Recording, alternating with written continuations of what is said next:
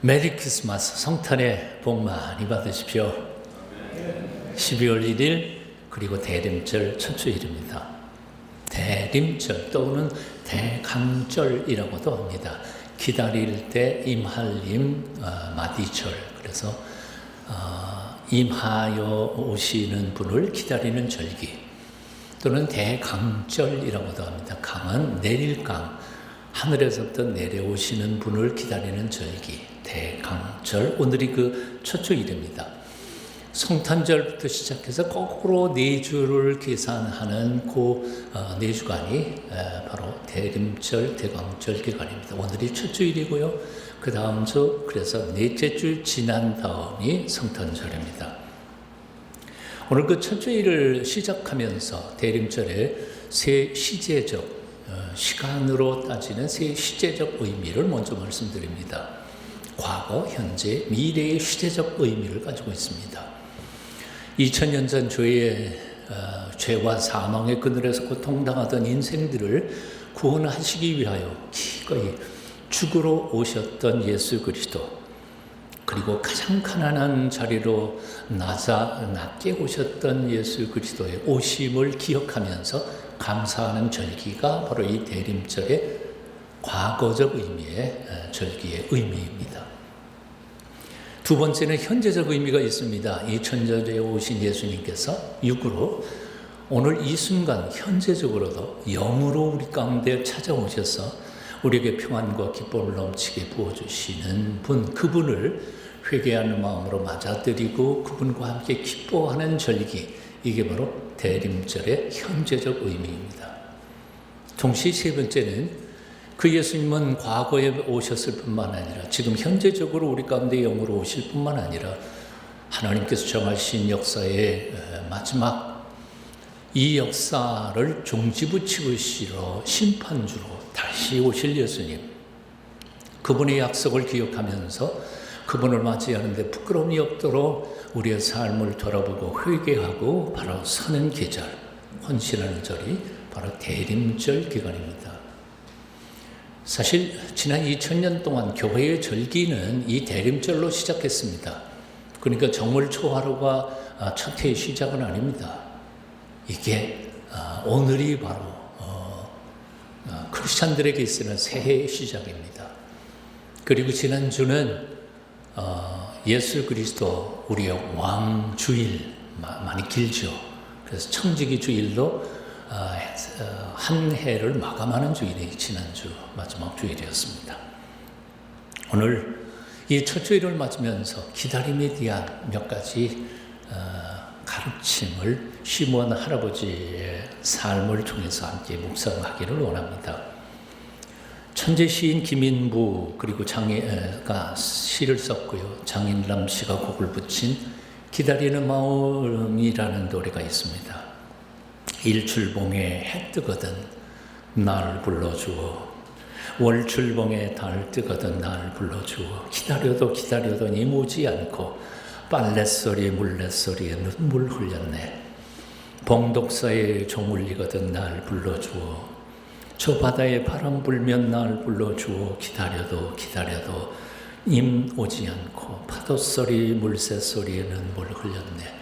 정말 가고치고는 참 아름다운 노래인데 이 노래의 배경에는 참 구슬픈 사연이 들어있습니다. 여러분도 아마 들으셨을 거라고 생각합니다. 이 시는 신라 박재상 충신이 왕의 동생 미래가 일본의 볼모로 잡혀갔는데 대신 자기가 볼모로 잡히고 왕의 형제를 보내면서 잡혀간 후에 그의 아내, 박재상의 아내가 남편 돌아오기를 일본 바다를 향해 돌아보면서 결국은 돌아오지 않자 돌이 되었다, 망부석이 되었다는 설을 노래한 게 바로 이 노래이죠.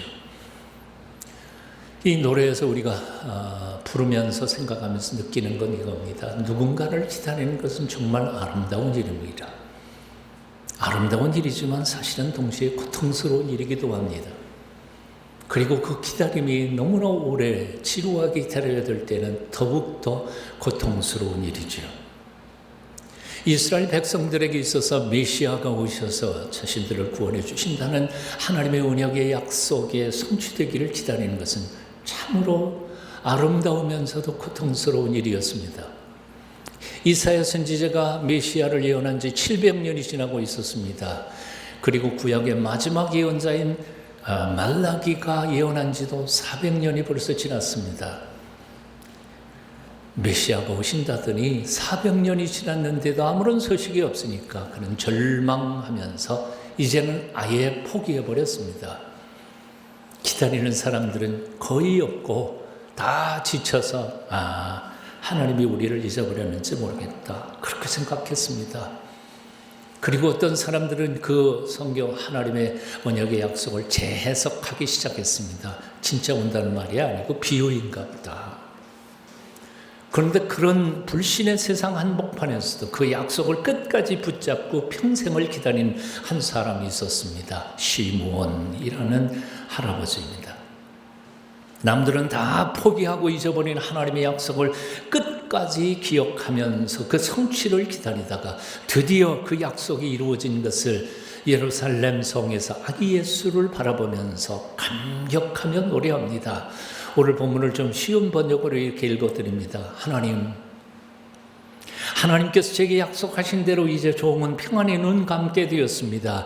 왜냐하면 하나님께서 세상을 위하여 보내주신 구주를 내 눈으로 직접 보았기 때문입니다. 과연 이분은 모든 나라를 비추는 빛이시요 주의 백성 이스라엘의 영광이십니다. 이젠 죽어도 여한이 없습니다. 죽어도 여한이 없습니다. 평생에 기다렸던 사람을 만난 사람이 한이 풀리는 고백입니다. 이 시므온의 기다림을 통해 오늘 우리가 배울 세 가지 기다림의 조건, 기다림의 원칙 생각해 봅니다. 첫 번째는 기다릴 걸 기다려야 한다는 거죠. 한번 따라해 보실래요? 기다릴 것을 기다리라. 세상에는 여행으로 일확천금하기를 기다리는 사람들이 있습니다. 가능성도 없는 것을 꿈꾸면서 살아가는 어리석은 사람들도 있습니다.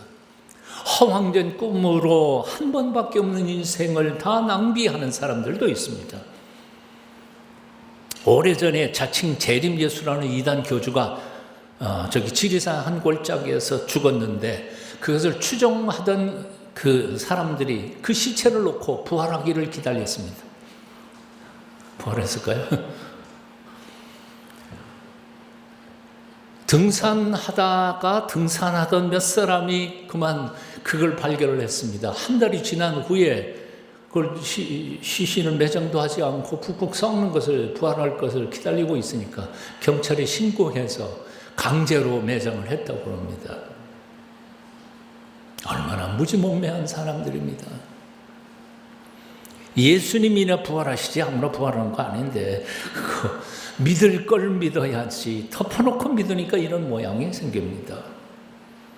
하지만 시므온 할아버지는 확신한 하나님의 약속 위에서 기다릴 분을 기다린 겁니다. 26절에 보니까 그가 주의 그리스도를 보기 전에는 죽지 아니하리라 하는 성령의 지시를 받았더니 약속이 있었습니다. 분명한. 그리고 기다리는 대상도 분명했습니다. 또렷했습니다. 그러니까 평생을 기다릴 수 있었고 기다린 보람이 있어서 예수님을 만난 것이었습니다. 제가 신학생 시절에 제 친구 신학생이 모 교회에 교육전서를 나갔는데 거기는 아가씨가 내가 기도하니까 전도사님하고 결혼하래요. 응답받았다고 결혼하자고. 그래서 자기가 기가 막혀서 그랬대요. 나한테는 하나님이 결혼하라고 말씀 안 하셨는데 지 혼자만 그럼 뭐예요?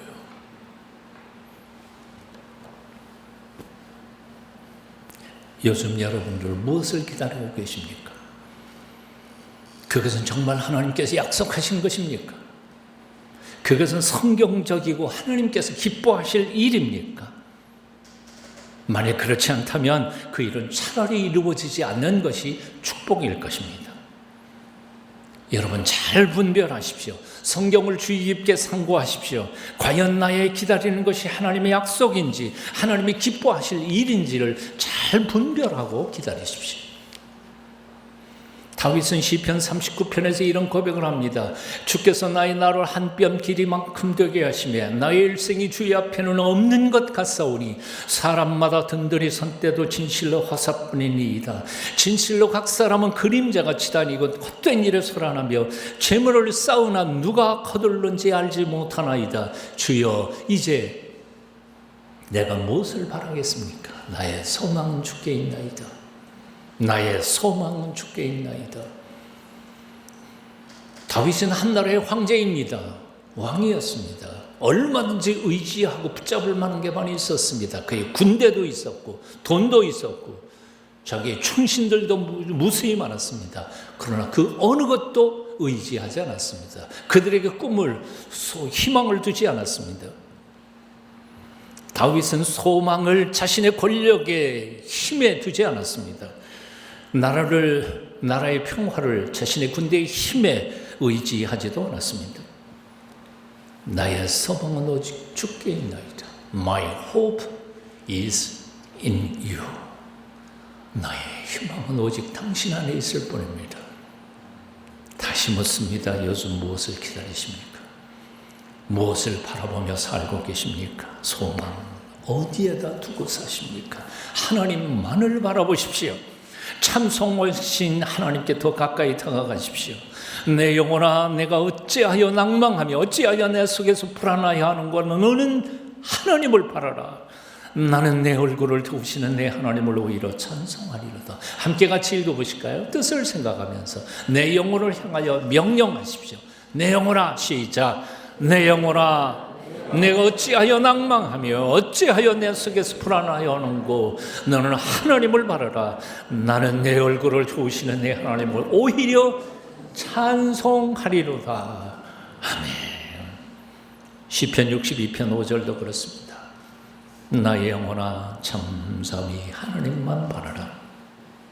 대저 나의 소망이 저로조차 나는도다. 하나님만 바라보십시오.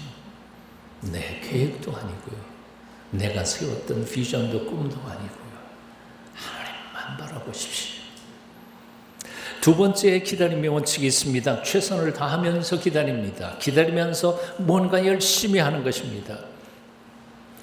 흔히 우리는 기다린다는 것을 시간 낭비라고 생각하는 것 같습니다. 기다리면서 그게 오기를 기다리지만 자신은 아무것도 안 합니다.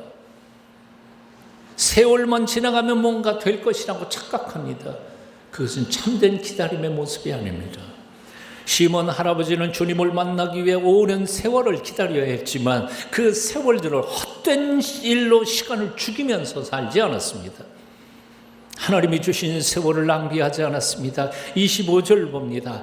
예루살렘에 시몬이라는 사람이 있으니 이 사람이 첫째 의롭게 살았습니다. 경건하게 살았습니다. 경건하며 이스라엘 위로를 기다리는 자라 성령이 그 위에 계시더라. 시몬은 기다리면서 의롭게 살았습니다. 경건하게 살았습니다. 성령께서 항상 그 위에 머물도록 충만한 영성으로 살았습니다.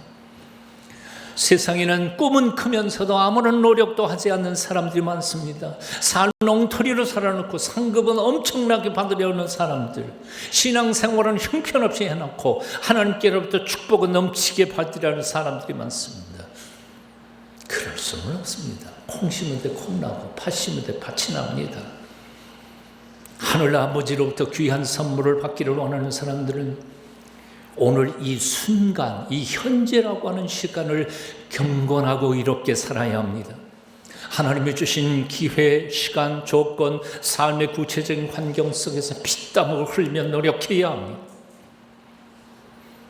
제 어렸을 때 청년 시절만 해도 동네에서 장례집이 나면 온 동네 사람들이 와서 3일 동안을 밤을 팹니다. 밤을 패면서 그게 너무 지루하니까 화투도 치고 쓸데없는 잡담도 하고 싸우기도 하고 그러면서 3일 지나는 어른들 보면 한심하고 그지 없었어요. 어린 내 얼굴에도. 오늘날 너무나 많은 사람들이 기다린다 그러면서 시간 때워요. 죽여요. 그래놓고도 하나님 앞에 좋은 것 닿기를 기다린다면 어리석은 짓입니다. The present is the present. 현재는 하나님이 주신 선물입니다. 과거는 이미 지나가 버렸습니다. 어제 아무리 후회해봐도 소용없어요. 미래는 아직 오지 않았습니다. 대단한 꿈을 꿨다고 저절로 위대한 미래가 오지 않습니다. 오늘이라고 하는 이 시간에 내가 최선을 다하지 않는다면 하나님이 주시는 위대한 미래는 결코 오지 않을 것입니다. 현재 이 순간을 경건하게 사십시오. 열심히 사십시오. 성령 충만을 열망하면서 그분의 통치 앞에서 순종하면서 살아가십시오.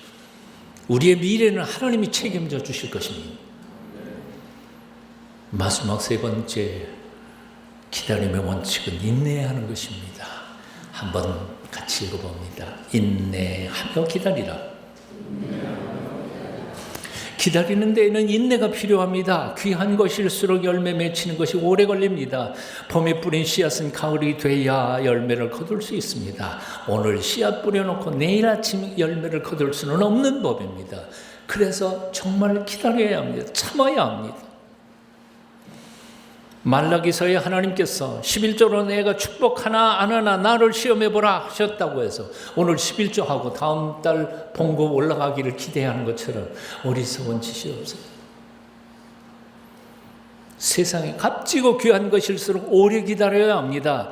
다이아몬드는 최고의 거목들이 땅속에 묻혀 수억 년 동안 지압에 눌릴 때 만들어지는 보물이라고 합니다. 하물며 영생의 축복과 은혜 받기 사모하는 사람들은 얼마나 더 참고 기다려야 하겠습니까? 그래서 요한계시록 2장 10절에서 주님은 말씀하셨습니다. 죽도록 충성하라. 그리하면 내가 생명의 면류관을 내게 주리라. 오늘 본문에서 시몬 할아버지는 세 가지로 기다렸습니다. 첫째, 분명한 확고한 약속을 붙잡고 기다렸습니다. 둘째, 의롭고 경건한 삶을 살면서 기다렸습니다. 셋째, 끝까지 참고 인내하며 기다렸습니다.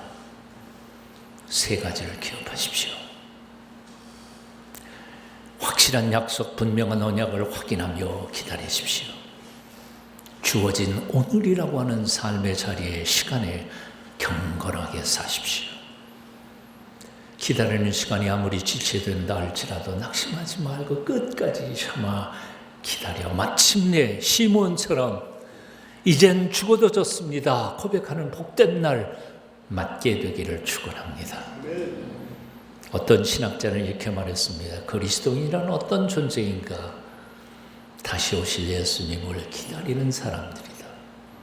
다시 오실 예수님을 기다리는 사람들이다. 그렇습니다. 우리 그리스도인들은 다시 오실 예수님을 기다리는 사람들입니다. 어떤 사람들이 생각하는 것처럼 예배당에 가면 적어도 나쁜 사람은 안 되겠지. 단순한 윤리, 도덕적 삶을 배우는 윤리학도가 아닙니다. 시간이 남아 돌아가서 취미생활로 하나님 앞에 예배하고 찬송하고 놀러가는 그런 신앙도 아닙니다. 적어도 우리 그리스도인들은 2000년 전 우리 죄를 대신 짊어지시고 죽으셨다가 부활 승천하셔서 하나님 우편에 앉아 우리를 도우시는 예수님께서 마지막 세상의 심판, 역사를 종결하시기 위하여 내려오시는 것을 기다리는 무리가 바로 우리 그리스도인들입니다. 그래서 2000년 전 우리 초대교회 성도들은 만날 때마다 마라나타 하고 인사했다고 하지요. 마라나타, 아람어로 주님 다시 오십니다 라는 뜻입니다. 잊지 않기 위하여. 성경책은 도덕책이나 윤리 철학책이 아닙니다. 사회 정의를 위한 사회 개혁의 지침서도 아닙니다. 그렇게 사용하는 사람들도 꽤 많습니다. 성경은 예언서입니다. 성경의 모든 예언들이 거의 다 이루어졌는데 딱 한 가지, 예수님의 재림 하나만 남았습니다. 2000년 전 어둠과 죄와 사망의 그늘 아래 고통당하는 인간을 구원해내시려고 스스로 비천한 모습으로 이 땅에 빛으로 오셨던 예수님께서 이제 얼마 안 남은 역사의 마지막 종지부를 찍기 위하여 신자와 불신자, 알곡과 쭉정이를 가르기 위하여 가까운 시일 내에 심판주로 다시 오실 것입니다. 주님 2000년 전에 이미 약속하셨습니다. 내 아버지 집에 거할 것이 많도다. 그렇지 않으면 너희에게 일렀으리라. 내가 너희를 위하여 처소를 예비하러 가노니 가서 너희를 위하여 거처를 예비하면 내가 다시 와서 너희를 내게로 영접하여 나 있는 곳에 너희도 있게 하리라.